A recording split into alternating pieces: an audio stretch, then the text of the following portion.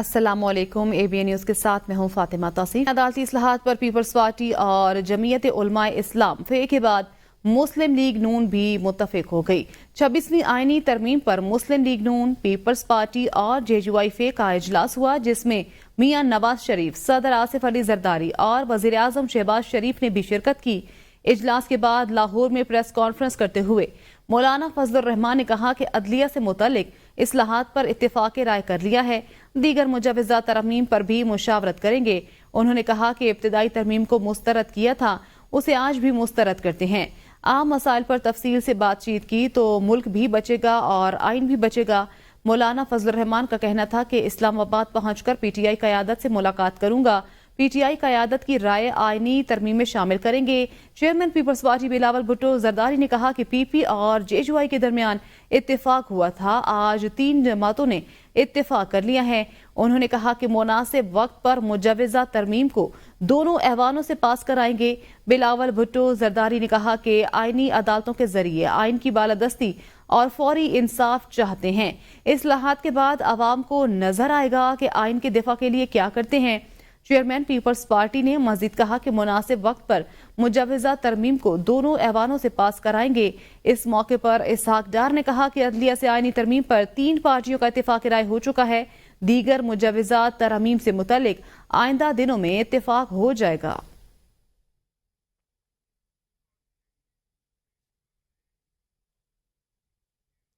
ہم پاکستان میں آئین کی بالادستی چاہتے ہیں، بلاول بھٹو زرداری کا کہنا تھا۔ تاریخی کامیابی ہے، ہم اتفاق رائے کی طرف بڑھتے جا رہے ہیں، ایسے عدالتی اصلاحات لا رہے ہیں جس سے ہمارے بڑوں کے لائے ہوئے آئین کا تحفظ ہوگا۔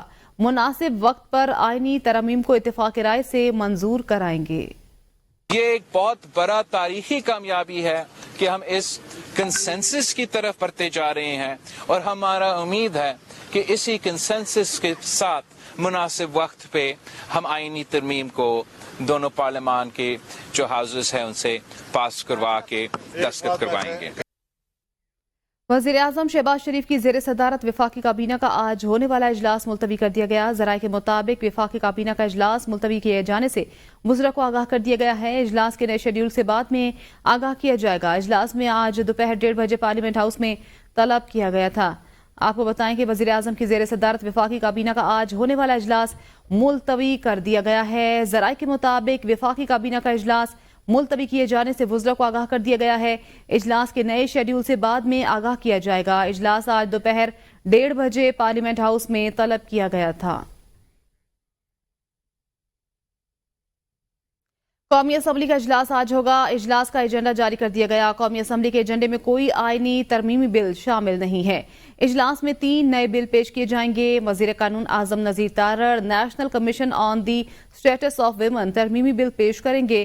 ریاض Hussain Pirzada Pakistan infrastructure development and estates management authority bill پیش کریں گے۔ اجلاس میں 2 توجہ دلاؤ نوٹس بھی پیش کیے جائیں گے۔ قومی اسمبلی اجلاس کل شام 4 بجے ہوگا۔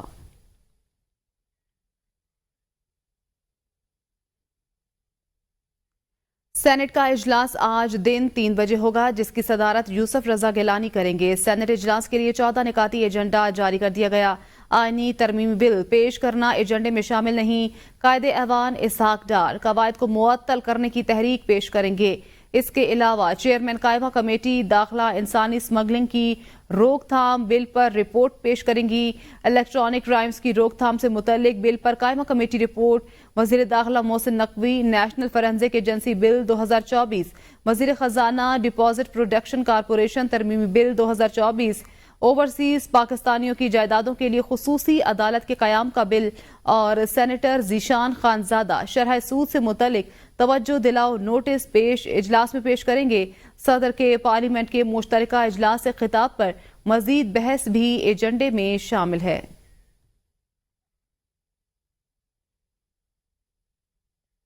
پی ٹی آئی کی درخواست پر ملتوی ہونے والا پارلیمانی کمیٹی کا اجلاس آج دوبارہ ہوگا۔ چیئرمین خورشید شاہ نے کہا ہے کہ خصوصی کمیٹی نے 4 جماعتوں کے ڈرافٹ کو یکجا کیا ہے۔ بی این پی اور بلوچستان عوامی پارٹی نے بھی اپنے ڈرافٹ کمیٹی کو دے دیے۔ نیشنل پارٹی نے بلوچستان اسمبلی کی نشستیں 101 کرنے کا مطالبہ کر دیا۔ نیشنل پارٹی کی تجویز کو بلوچستان عوامی پارٹی کی حمایت حاصل ہے۔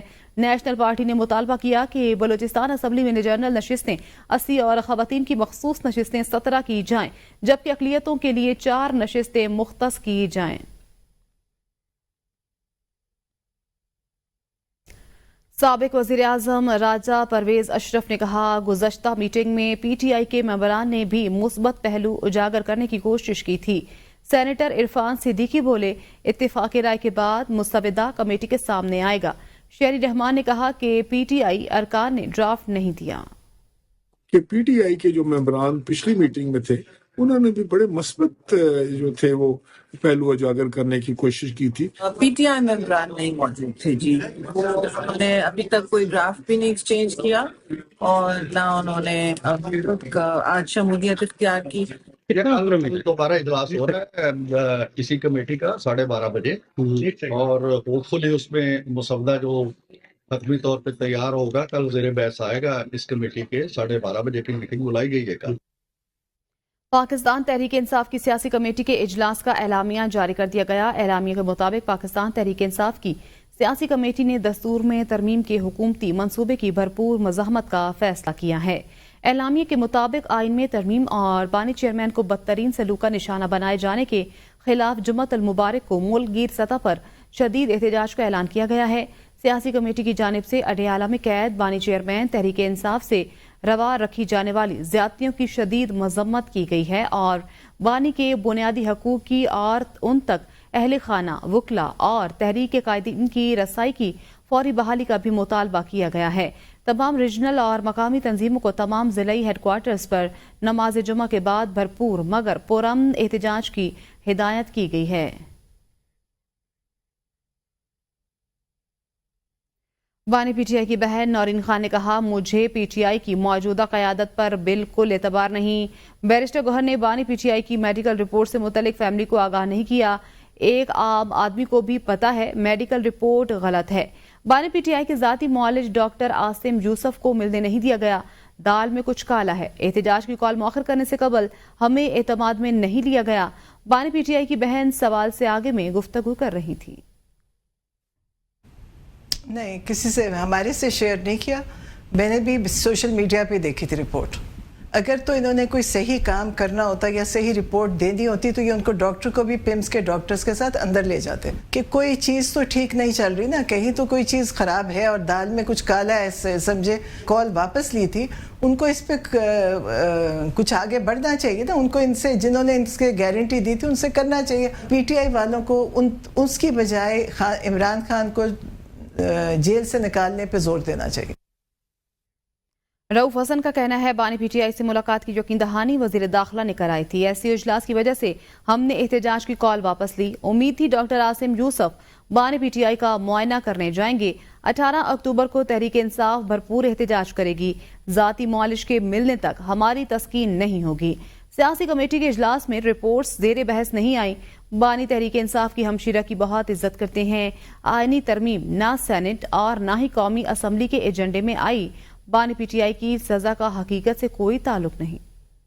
ڈاکٹر عاصم یوسف کی ملاقات جو کہ عمران خان صاحب کے ذاتی معالج ہیں ان کی ملاقات کرا دی جائے گی۔ پمس کے جو ڈاکٹرز ہیں ان کے ریزلٹس کو، ان کی رپورٹ کو ہم بالکل نہیں مانتے۔ اس سیاسی کمیٹی کی میٹنگ میں نہیں جی، یہ رپورٹ زیر بحث نہیں آئی ہے۔ جب تک ڈاکٹر عاصم یوسف صاحب نہیں ملیں گے اس وقت تک ہمیں، ہمارے سپورٹرز کو، ہمارے ایکٹیوسٹ کو، وہ لوگ جو کہ خان صاحب کی صحت کے بارے میں کنسرن ہے جن کو، اور وہ لاکھوں میں ہیں وہ لوگ، وہ ان کی تشفی نہیں ہوئے گی، ان کی تسکین نہیں ہوگی۔ آج ہم نے ہڑتال کی کال 18 کو دے دی ہے۔ احتجاج کی کال ہم نے واپس لی۔ اٹ واز مطلب ایک این ایکٹ آف انڈرسٹینڈنگ تھا وہ کہ ایس سی او کی کانفرنس ہو رہی ہے، اور چونکہ انہوں نے کمٹمنٹ کی تھی تو ہم نے کہا جی کہ اب ہڑتال جو ہے اس کو ہم وہ کال جو ہے وہ واپس لیتے ہیں۔ وفاقی وزیر اطلاعات عطا اللہ تارڑ کہتے ہیں، آکسفورڈ کے چانسلر کے انتخاب کے حوالے سے اہم خبر آئی ہے۔ مقدمات میں ملوث افراد کو ایسی سرگرمیوں میں حصہ لینے کی اجازت نہیں ہوتی۔ آکسفورڈ یونیورسٹی نے بانی پی ٹی آئی کو امیدواروں کی فہرست میں شامل نہیں کیا۔ تحریک انتشار نے آئینی ترمیم پر دھمکیاں دینا شروع کر دی ہیں۔ جلاؤ، گھیراؤ اور لوگوں کو دھمکانے والے عناصر کے خلاف ریاست آہنی ہاتھوں سے نمٹے گی۔ آج کے دن جو ایک اور اہم خبر آئی ہے وہ آکسفورڈ کے چانسلر کے الیکشن کے حوالے سے ہے. ایک بندہ جو کیسز میں وانٹڈ بھی ہے, جس کے خلاف کنوکشنز بھی ہیں, جس کے کیسز چل بھی رہے ہیں, جس میں سر فہرست جو ہے 190 ملین پاؤنڈ کا ایک میگا کرپشن کیس ہے, انہوں نے اس کو اس لسٹ میں شامل نہیں کیا. لوگوں کو دھمکا رہے ہیں کہ جی غداری تو بھائی جنہوں نے ملک کے ساتھ کی ہے وہ آپ کے سامنے اس کی واضح مثالیں موجود ہیں. اس طرح کا جلاؤ گھراؤ کرنے والے, اس طرح کا لوگوں کو دھمکانے والے جو عناصر ہیں, ان کے خلاف پوری ریٹ آف دا اسٹیٹ جو ہے اس کو نہ صرف اسٹیبلش کیا جائے گا بلکہ آنی ہاتھوں سے ان سے نمٹا جائے گا. پشاور کے اسمبلی چوک میں پی ٹی آئی کی جانب سے آئینی ترمیم اور بانی چیئرمین کی رہائی کے حوالے سے احتجاج کیا گیا. اس موقع پر پولیس کی بھاری نفری تعینات کی گئی. مشتعل مظاہرین نے ریڈ زون پر دھرنا بھی دیا. پاکستان تحریک انصاف کے ورکرز نے ریڈ زون میں داخل ہونے کی کوشش کی, جس پر ریڈ زون کو بند کر دیا گیا. ضلع صدر تحریک انصاف عرفان سلیم نے کہا کہ پاکستان کے آئین کو کالعدم کرنے کے لیے آئینی ترمیم تیار کی جا رہی ہے.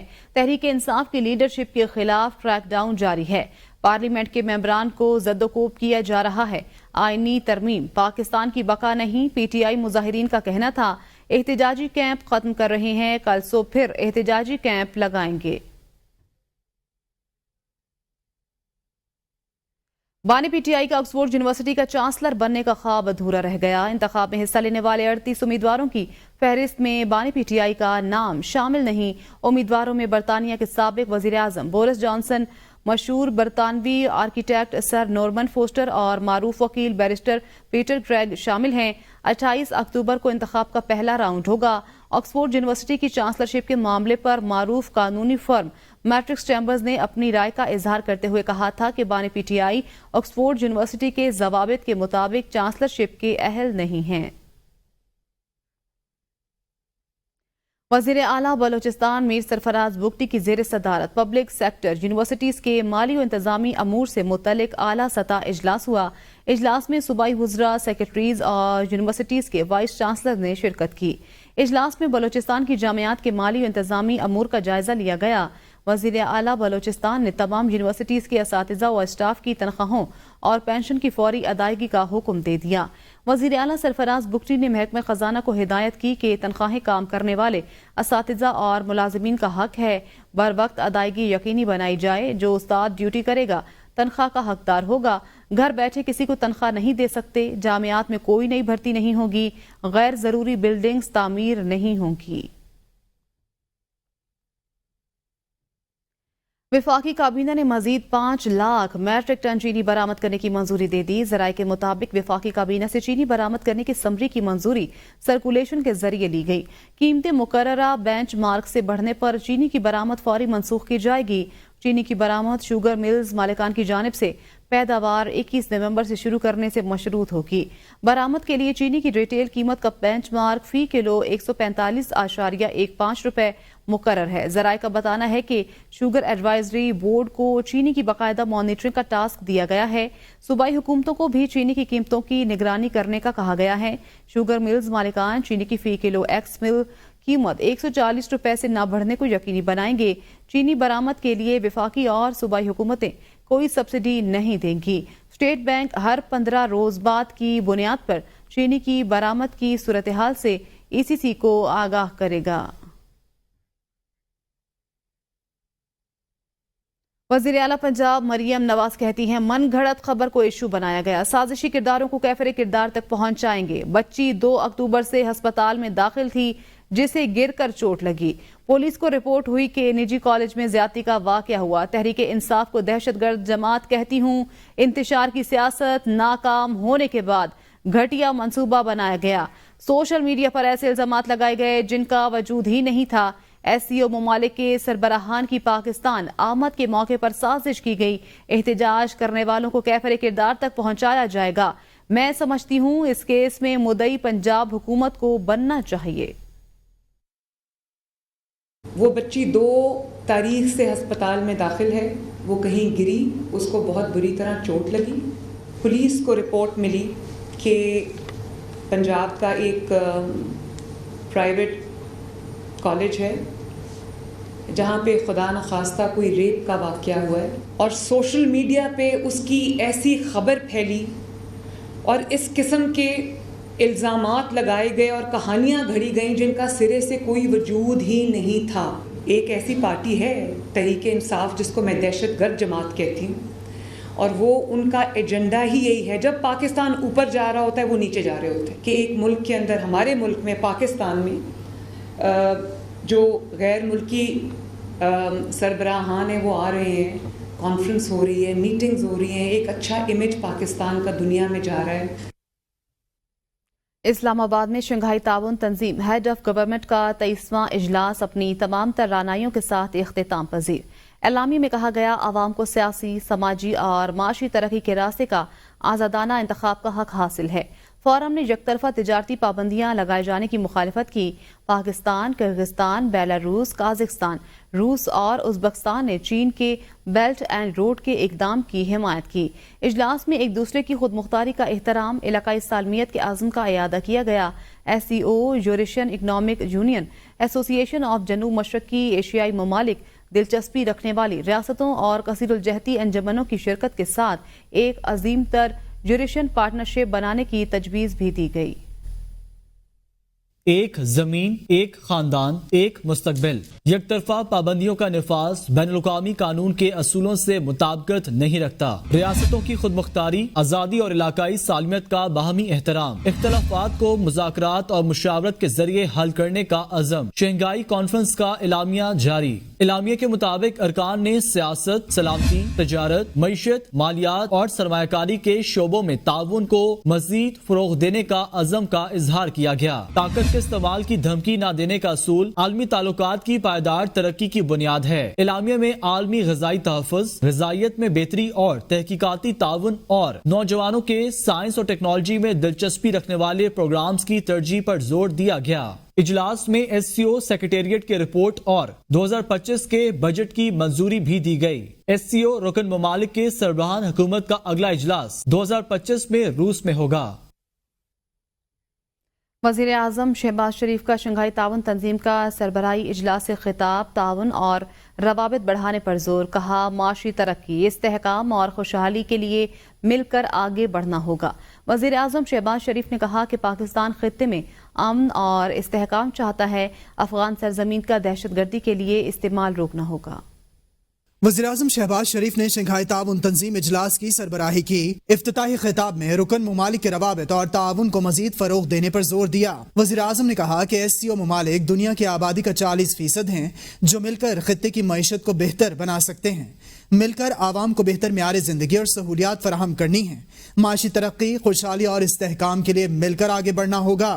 We have the potential to drive socio-economic progress, enhance regional peace and stability, and to improve the quality of life for our citizens. وزیر اعظم نے کہا کہ خطے میں امن اور استحکام چاہتے ہیں. یقینی بنانا ہوگا افغان سرزمین کسی ملک میں دہشت گردی کے لیے استعمال نہ ہو. عالمی برادری انسانی بنیادوں پر افغانستان میں امداد پر توجہ دے.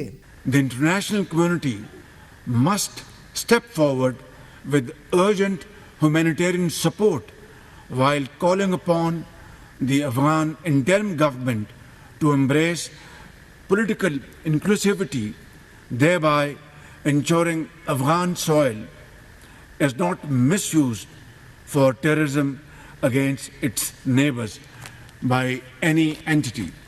وزیراعظم شہباز شریف نے کہا کہ غربت کے خاتمے کے لیے تمام ممالک کو مل کر اقدامات کرنا ہوں گے. خطے میں ٹرانسپورٹ اور توانائی کے شعبے میں تعاون کے وسیع مواقع ہیں. پاکستان اقتصادی راہداری کے دوسرے مرحلے میں داخل ہو رہا ہے. علاقائی ترقی کے لیے بیلٹ اینڈ روڈ انتہائی اہم منصوبہ ہے. Investment in regional infrastructure, particularly in the realms of transport and energy, is indispensable for promoting our economic integration.